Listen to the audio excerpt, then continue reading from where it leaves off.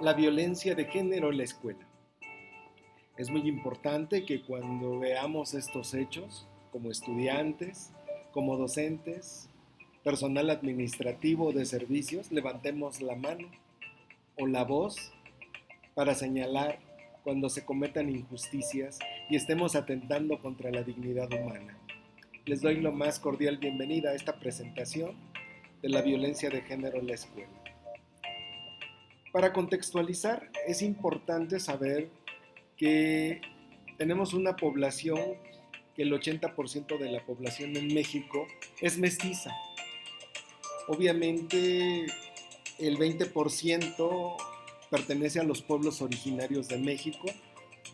En esta presentación vamos a hablar de lo que es el sexo y el género, los cuales son acuerdos sociales que se nos han impuesto a través de la tecnología social, lo que permite asegurar al orden hegemónico la subordinación de mujeres y de hombres. Bueno, pues lo primero que tenemos que hacer ante la violencia de género en la escuela es sensibilizar, como les decía yo, a los estudiantes, a los docentes, al personal administrativo y educar a través de patrones socioculturales que no discriminen, que nos permitan de alguna manera darle relevancia a la igualdad de género para lograr derechos en la educación. Recordemos que en el desarrollo humano, en la educación es un derecho y que está plasmado en la Constitución y en muchos tratados internacionales. A veces ejercemos la violencia de género y creo que debemos de estar muy conscientes al accionar esta actitud negativa y debemos de mejorar ya que estamos en un centro educativo aprendiendo cosas positivas para poder mejorar el ambiente escolar. Bueno, hagamos un poco de historia, hay muchos modelos que nos permiten de alguna manera entender de dónde venimos arrastrando eh, factores negativos y creo que debemos de entender que en la historia así como hay cosas que se vuelven obsoletas y hay cosas que son novedosas, pues entendámoslo de una manera de lo analógico y lo digital. Últimamente en la historia de la tecnología hemos brincado, hemos dado saltos cuánticos de lo que es lo analógico y lo digital y creo que eso es bien importante. Si entendemos esta parte de la historia, podemos entender conceptos y derechos que están involucrados y creo que eso nos permite tener en los derechos eh, lo que es la dignidad humana y sobre todo ustedes que están jóvenes, un proyecto de vida. Cuando uno aprende a respetar hay una autonomía individual, tenemos condiciones de vida adecuadas, hay una integridad física, psíquica y moral y podemos vivir con derechos pero sin humillaciones. Los derechos también nos permiten tener una vía libre y de violencia y discriminación. Obviamente estos son dos factores que nosotros tenemos que trabajar para tener un ambiente sano escolar y sobre todo el poder convivir con otros seres humanos. Ustedes en la escuela han llevado el proyecto Constrúyete, donde se fomenta la igualdad, la equidad, se ha trabajado el concepto de género eh, y sobre todo también el hablar de la mujer como un sinónimo de género, donde ella también es muy importante, pero creo que no se trata de centrar a la mujer en estos derechos, sino la igualdad comienza por todos, el respeto y la dignidad es algo que debemos de conocer para trabajarlo y aplicarlo cotidianamente. Y obviamente, si nosotros tenemos eso, pues vamos a encontrar una igualdad y la equidad y sobre todo podemos ir erradicando la violencia que se ejerce en las escuelas y a veces en los hogares. Bueno, pues si hablamos de sexualidad, bueno, en lo digital podemos entender que hay identidades sexuales y que esto puede ayudar a excluir o a oponernos. Esto puede ayudar a crear entornos válidos y entornos negativos. Entendamos que lo digital y lo analógico tienen un pasado y un bagaje. Ahorita los vamos a ver con más calma. Bueno, dentro de la analogía, obviamente la analogía es una forma muy ambigua. De repente se seguían patrones muy idealistas de lo que debería ser el matrimonio. La mujer tenía pocos derechos y pues las estructuras eran muy disipadas. Realmente el que ejercía el poder era el hombre, el que era libre era el hombre y la mujer estaba destinada al hogar. Creo que esa etapa ya está muy superada en la actualidad, afortunadamente para todos.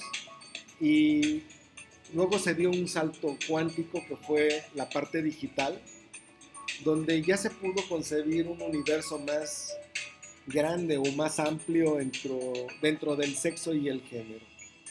Obviamente, pues eso permitió que este modelo binario fuera más exacto, tuviera más concretud,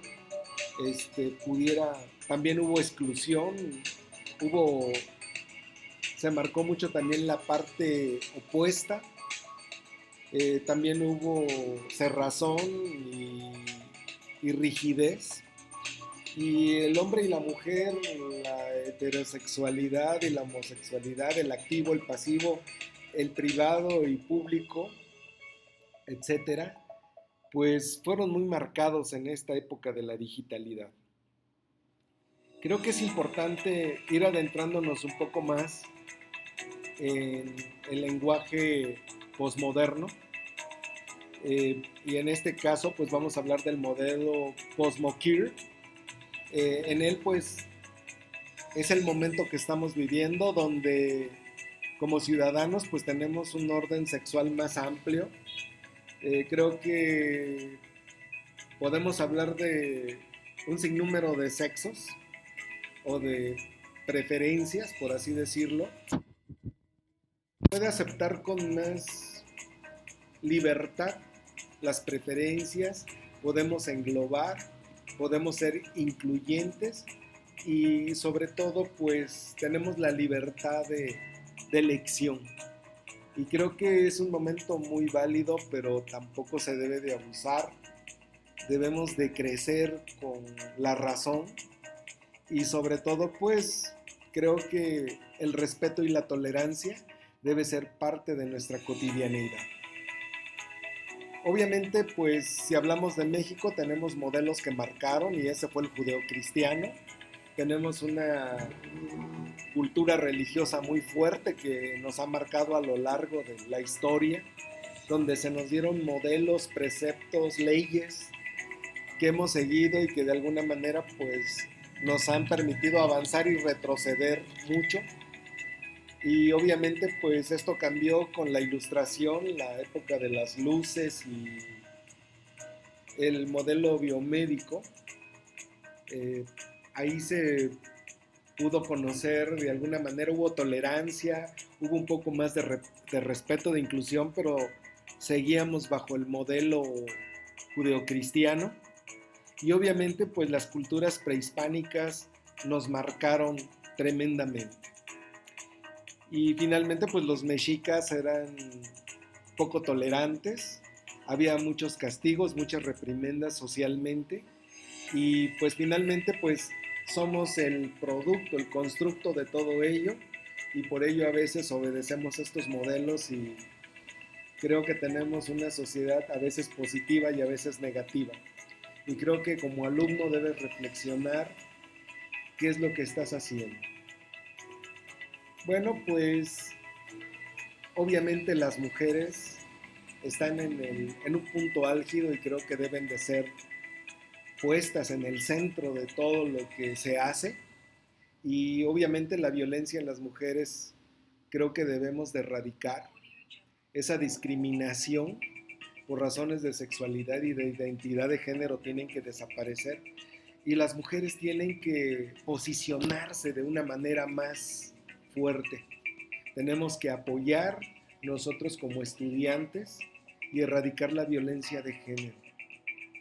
Es importante que comprendamos y que esta parte nuestra que es la violencia no la ejerzamos, que seamos más propensos al diálogo y sobre todo cuando tengamos algún problema de violencia hacia las mujeres, hacia los compañeros, porque también los hombres sufren violencia, recurramos a una autoridad, ya sea un docente, algún administrativo, o también seamos abiertos y vayamos a buscar a orientación educativa, que es el departamento donde tú puedes encontrar más voz con fundamento y sobre todo pueden sustentar mejor el problema para poderlo abatir.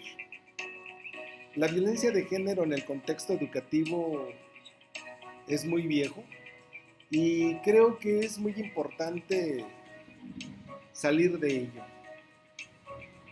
Cuando veamos un acto de ello, pues los encomio a que busquen ayuda, apoyo y sobre todo sean empáticos, pónganse del lado del que está sufriendo la violencia. Obviamente la violencia de género en el contexto educativo pues se puede dar desde el lenguaje, desde señalar que el estudiante no es bueno o darle un adjetivo. Obviamente a veces en la escuela ha habido niñas que se embarazan y también sufren esa discriminación. Hay también violencia de índole sexual, ha habido problemas en la escuela con docentes y alumnos, alumnos con alumnas o viceversa, alumno con alumno, alumna con alumna, sobre el índole sexual. La violencia obviamente no debe de ser progresiva, sino creo que debemos de trabajar todos para abolir. Obviamente también las redes sociales juegan un papel muy importante. Últimamente, en estos tiempos, que parece como si hubiera una persecución de brujas y cuando se agarra a alguien para acosarlo desde las redes, es increíble cómo podemos hacer mal uso de la tecnología cuando tiene que ser positivo. Obviamente también hemos visto en la escuela que hay un castigo corporal y pues bueno, eso es a través del pleito, de la violencia a golpes. Y creo que la educación sexual debe de ser una formación integral, pero sobre todo que nos lleve a la prevención de la violencia de género. Creo que eso es muy importante y cuando veamos este acto, lo reitero, hay que denunciarlo, buscar apoyo de las autoridades del plantel. Obviamente que en este entorno escolar en el que nosotros convivimos cotidianamente, debemos promover la igualdad y la superación de la violencia de género. Tenemos que levantar la mano, como al principio en la imagen, y detener esto, que no exista más. Tenemos que apoyarnos entre todos para tener una sociedad mejor. La igualdad y la superación de la violencia, pues bueno, debemos de recurrir a opiniones expertas, obviamente pues aplicando las leyes de la escuela y sobre todo a asumir compromisos para que nos permitan detectar el problema, realizar acciones de sensibilización, desarrollar propuestas didácticas. Los maestros tenemos que proponer que hagamos carteles, publicitar de muchas maneras digitalmente, impulsar los cambios y sobre todo hacer una cultura de denuncia para que estos sucesos no sigan aconteciendo. Bueno, pues a manera de conclusión, estas lecturas nos han llevado a entender que la violencia de género no es buena, que tenemos que centrar a las mujeres y a los hombres en el centro del desarrollo. Tenemos que aspirar a mejorar nuestra calidad de vida y vernos con esa dignidad y esa libertad. Si nosotros aprendemos a vivir tolerante, podemos lograr mucho, y sobre todo el ambiente escolar. Ustedes como estudiantes, les agradezco mucho su atención y les deseo un excelente día. Hasta luego.